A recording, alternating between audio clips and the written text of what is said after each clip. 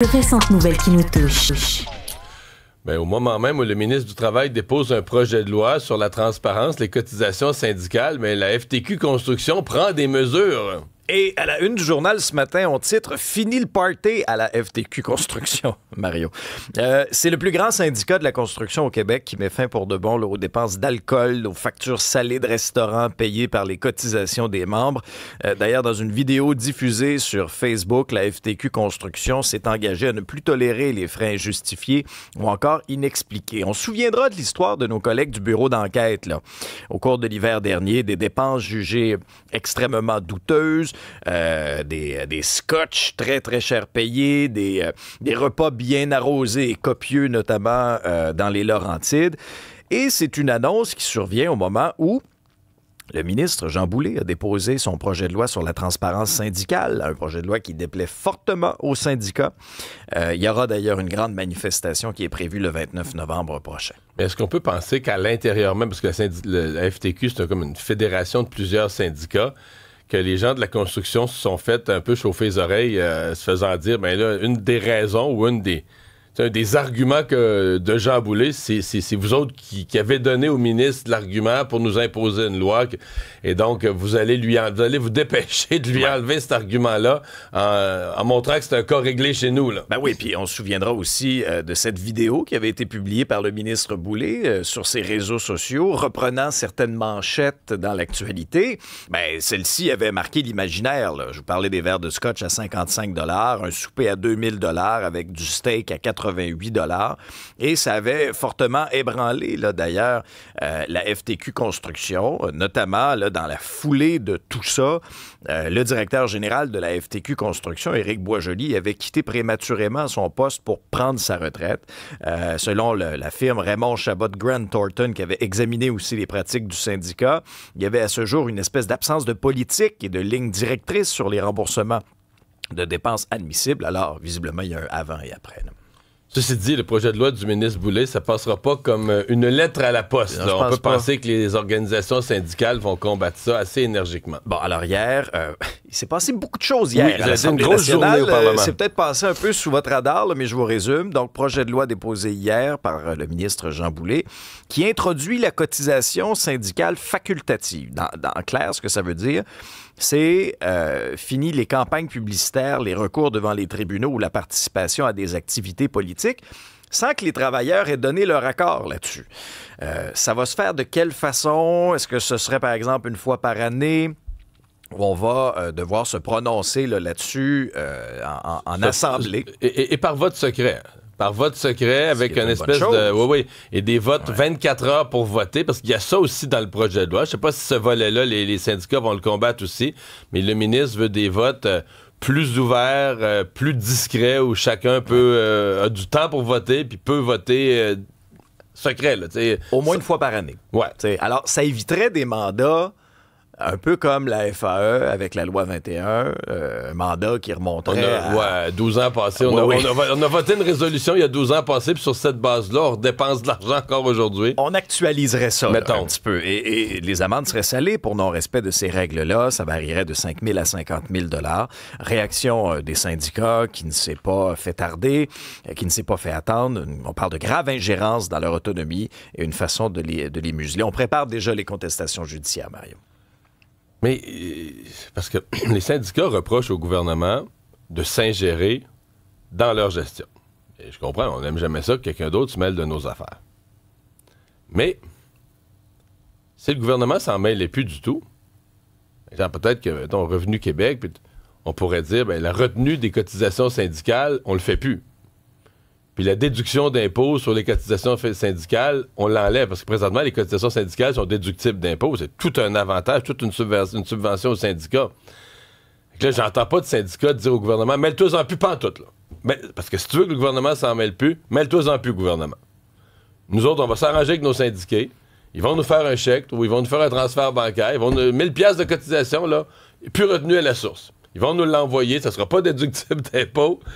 Mais c'est comme si là, on est d'accord que le gouvernement se mêle de la cotisation, assure la retenue à la source, déductible d'impôts, Mais là, on veut plus que le gouvernement se mêle de l'autre volet, de qu'est-ce qu'on fait avec l'argent, là. Mais pour les retenues à la source, Mario, puis on comprend la formule reine, mais est-ce qu'on aurait dû aller encore plus loin, de dire simplement, exemple, là, mon employeur, moi je dirais simplement à mon employeur, parfait, il y a une partie de la cotisation syndicale que vous devez prélever à la source, il n'y a pas de choix, mais moi, je veux pas que vous préleviez l'autre.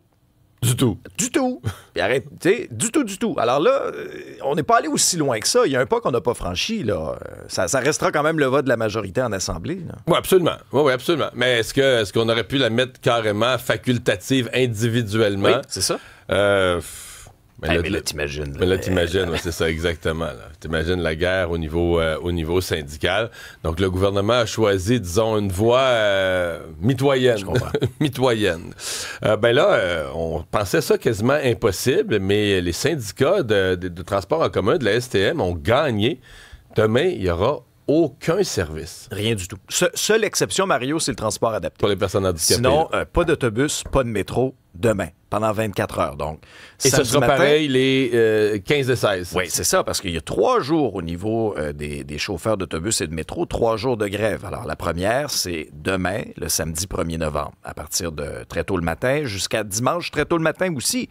C'est le jugement qui a été rendu par le tribunal administratif du travail. Mais là, après ça, ça, c'est le 1er, le 15 et le 16. Les autres journées du mois de novembre, là, c'est l'autre grève. Oui, Et les gens, comment ne pas être mêlés? Il y a de quoi être mêlé. Nous, on va essayer de vous simplifier la vie le plus possible. Là, 2 syndicats qui font la grève pratiquement en même temps. Le premier, comme on vous l'a dit, c'est les chauffeurs d'autobus et de métro. 1er, 15 et 16 novembre. Mais pour ce qui est des employés d'entretien, Mario, là, ça commence cette nuit jusqu'au 28 novembre. Et là, pour leur cas spécifique, là, ça va être les services assurés à l'heure de pointe du matin, à l'heure de pointe du retour à la maison et la fin de journée. Imagine le beau bordel. Là. Parce qu'on n'est pas tous sur du 8 à 4 à Montréal. Hein? Je ne sais pas si vous avez remarqué. Il y a puis certains groupes... en fait, ce que quelqu'un faisait valoir, c'est que plusieurs des groupes qui utilisent le transport en commun, qui sont des gens, dans certains cas, qui n'ont pas d'auto, par choix ou à plus faible revenu, des étudiants, c'est un bon exemple, sont des gens qui ont justement pas des horaires fixes. Souvent, les gens qui ont des plus bas salaires vont avoir des horaires variables, vont travailler sur toutes sortes de corps de travail. Fait que c'est le bon mot, c'est le beau bon. Tu sais, quand tu coupes des heures de service, à un moment donné, tout le monde se garoche dans les mêmes 3 heures. Donc, ça aussi va avoir beaucoup d'attentes. Ouais, et oublions pas, là, jour de vote ce dimanche. Là. Donc, jour de vote, il y aura quand même du service. Il y aura du service le matin tôt. En fin de journée. Mais en fait, le matin, il ne faut même pas le compter. Les bureaux de vote sont pas ouverts. Bon, fait que ça, oublie ça. Très bon point, Mario. On le compte même pas. Oublie cette plage horaire-là. Alors, là, ça va reprendre en après-midi. 15h15, 15h30 à peu près. Jusqu'à 18h. Jusqu'à 18h. C'est ça la plage où tu pourrais aller voter. Ça risque d'être assez achalandé. Merci. On se plaignait de l'attente par vote par anticipation à Montréal à certains endroits. Le dimanche passé, ça va être beau, ça. Puis déjà que le taux de participation était de moins de 40 aux dernières élections municipales. Oui, il va être plus faible, c'est sûr.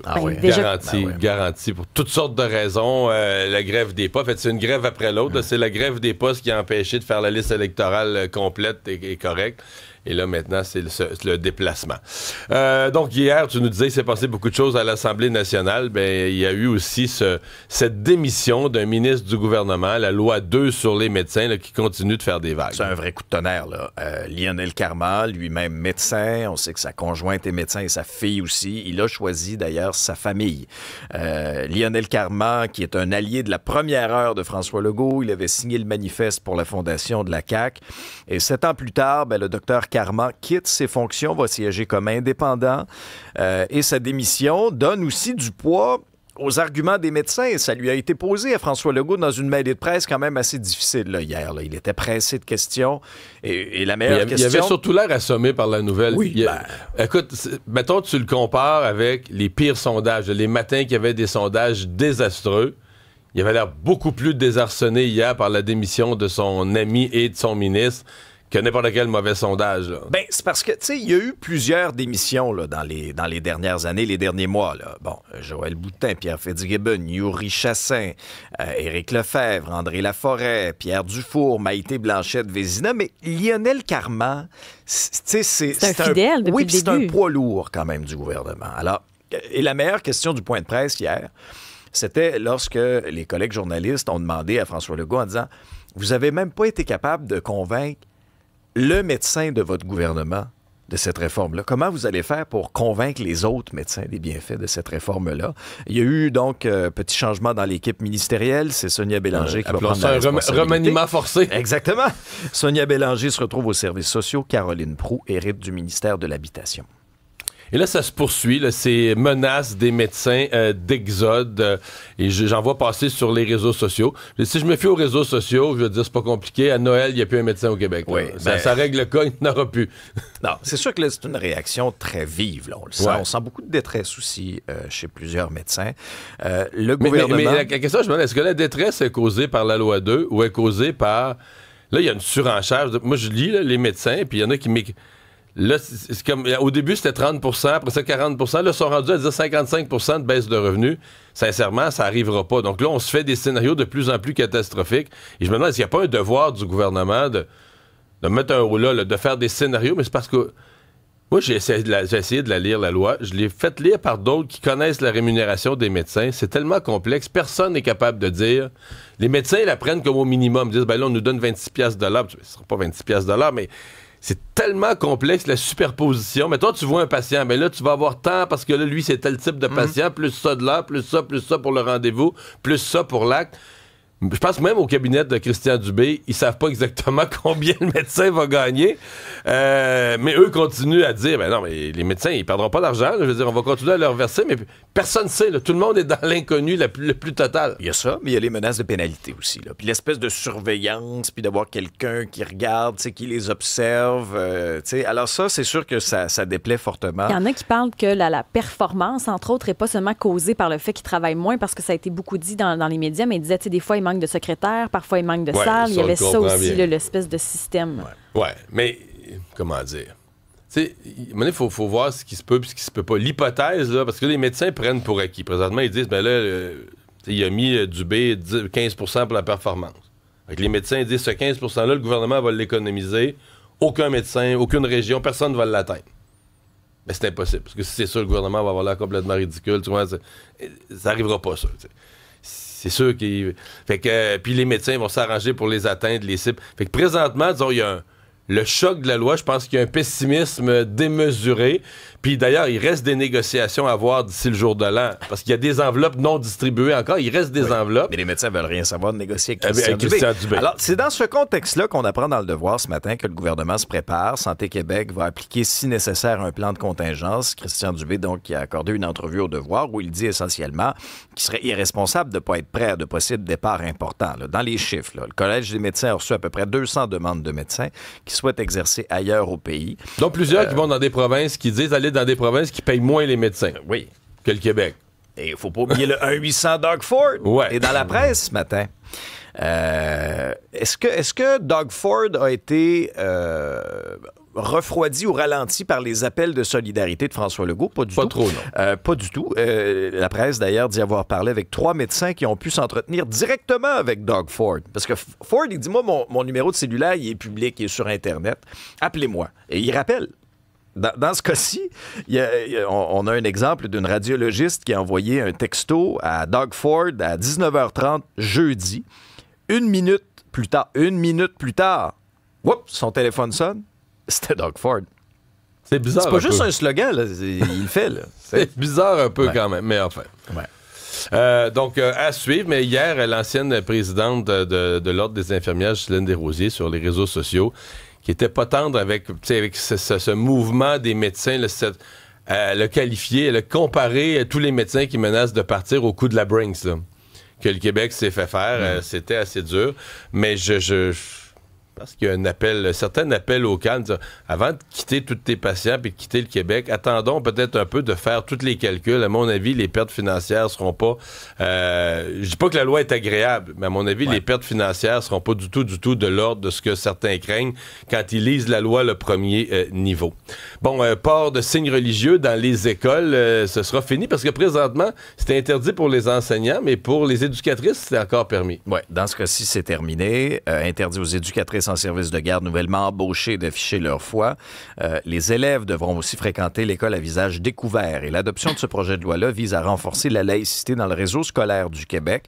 Il y a d'autres règles qui vont être mises en place aussi, comme l'usage du français, qui est désormais obligatoire à l'école pour toute communication entre le personnel ou encore les élèves. Aucun congé religieux hors calendrier scolaire ne sera accordé non plus.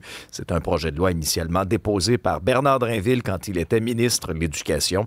Et c'est dans toute la foulée là, des rapports, notamment à Bedford, à Montréal, où il y avait eu des histoires d'horreur. Et on a vu M. Doug Ford, là, sa publicité aux États-Unis qui a fait grand bruit, c'est le moins qu'on puisse dire.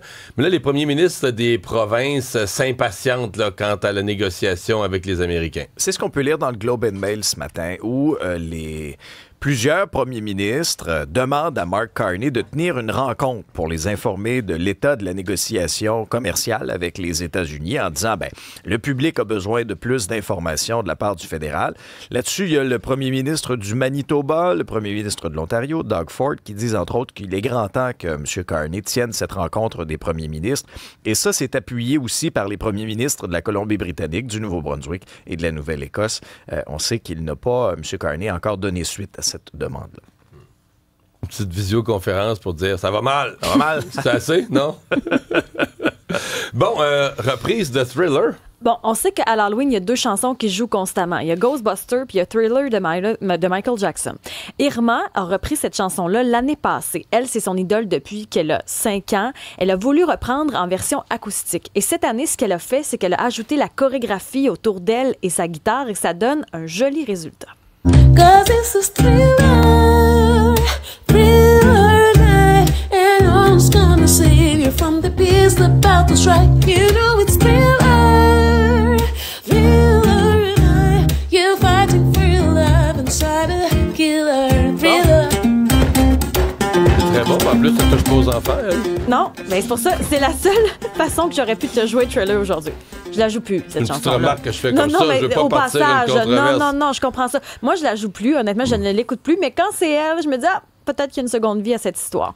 Et le costume le plus populaire au Canada cette année, on avait eu le palmarès Google, maintenant on a la recherche 2025 au Canada. Juste pour vous dire que l'année passée, le costume le plus populaire, ça avait été la petite tête, le Bob à tête réduite dans Beetlejuice. Ça a été le plus populaire en 2024. 2023, et cette année, roulement de tambour, en 2023? 2023, c'était la Barbie bizarre. Okay. En 2022, le Huggy Yogi, c'était une espèce de bonhomme bleu qui faisait des mauvais coups, ça alertait les parents. En 2020, c'était Tiger King, Joe Exotic. Et en 2025? C'est quoi, selon vous pensez, le costume le plus populaire? Idée. Mais c'est-tu l'affaire coréenne, ça? Penses-tu? Je l'ai eu. Oui? Je l'ai eu. Je l'ai nommé comme un moron, mais je l'ai eu. Romy de Keep Up Demon Hunter, cette série dont tout le monde parle. C'est ça que j'allais dire. C'est ça, le Keep Up Demon Hunter. Ben oui, ça pour mais vrai, si c'est moi, partout. je manque de crédibilité parce que je suis pas capable de le nommer, toi, tu manques de crédibilité à cause de ta mon face. look. Non, mais vous êtes resté sérieux pendant 22 minutes. Je sais pas comment vous faites. Je voudrais pas me regarder. On est habitué avec toi. D'ailleurs, Isabelle nous a confié parce qu'on reçoit plus tard dans l'émission Michel Rivard. Ce matin, Elle a dit, je peux pas croire que je vais accueillir Michel Rivard à je suis en train de me beurrer à face un matin, puis je me dis, je fais-tu vraiment ça? Mais j'ai assumé l'affaire. Et Charles-Antoine qui te regarde. Mais t'es déguisé en quoi, un accident d'auto? Non, attends, je vais me lever, tu vas comprendre. Ah, ben oui, ben c'est un peu ça, un accident d'auto. En sac-clic, exactement. C'est une disquette. Bon. Je suis déguisée en disquette, C'est ça clique. floppy, là. Oui, exactement. Et Charles-Antoine, est-ce qu'on peut frapper la balle lancée par Yamamoto? Il y en a 6 différents lacers. C'est ce qui le rend si compliqué à frapper, là. 6 variétés de lacers. Les 2 derniers matchs où il a lancé, dont un contre les Blue Jays, personne n'a frappé. Exact. Donc, est-ce que ce sera un 3e match complet? Probablement pas. Il y a l'effet de surprise lors de la première rencontre. Plusieurs joueurs des Jays sont revenus sur le fait que c'était la première fois dans la Série mondiale qu'on l'affrontait. Donc, ce soir, c'est clair qu'il qu'on l'a réétudié. Les bandes vidéo sont sorties. Plusieurs analystes, parce qu'on parle beaucoup des types de lancers, de la façon de l'aborder, suggère aux Jays de s'élancer sur sa balle rapide parce que sa balle fronde, sa balle glissante sont tellement difficiles à frapper. Donc, c'est sur la balle rapide qu'on pourrait avoir du succès ce soir face à Yamamoto. Parce qu'il le dit pas avant. Non, c'est sûr qu'il reste un élément d'imprévisibilité. Oui.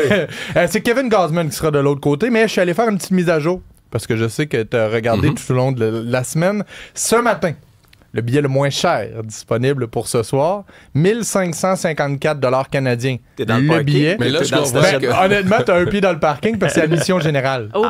T'as même pas de T'as pas de siège, siège, t'as pas de t'as pas de siège siège. pour ce prix-là. Fait que tu payes une paire de billets 3000 pièces, 3000 t'es debout, là. Oui, puis tu finis avec un petit mal de bas de dos, là, parce que Ouais. tu t'es pas assis pendant 4 heures. Le plus cher, là, ou en tout cas le meilleur billet disponible, je suis allé vérifier, c'est, tu sais, parce que quand on regarde les matchs à Toronto, on voit là, les gros sièges capitaines là, derrière le marbre. Là, ben, c'est même pas ça. C'est à côté de cette section-là, entre le marbre puis l'enclos, 28 000 $ du billet ce soir. C'est un peu cher, ça. C'est un peu c'est ça ou des vacances, là. Mais ouais, voilà. Isabelle qui voulait vendre son char.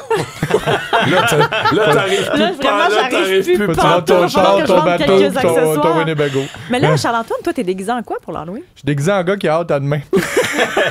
J'aime vraiment En pas impatience? ça. Ouais, j'aime vraiment pas ça, l'Halloween. À chaque année, je C'est me vrai? Pourquoi Ben, t'aimes pas ça? Dis-le pas, Isabelle. Mais je sais pas pourquoi, mais physiquement, mon corps réagit quand je vois quelqu'un costumé. Te souviens-tu à l'époque où un certain groupe de recherchistes à Salut Bonjour Week-end tripait sur l'Halloween? Oui! Ah oui! Là, voulait nous faire des parties d'Halloween à chaque fois. Bon, là, il va falloir retrouver ton enfant, ton enfance. C'est quoi le traumatisme? On va aller en pause, là, pendant La cette plaie est ouverte.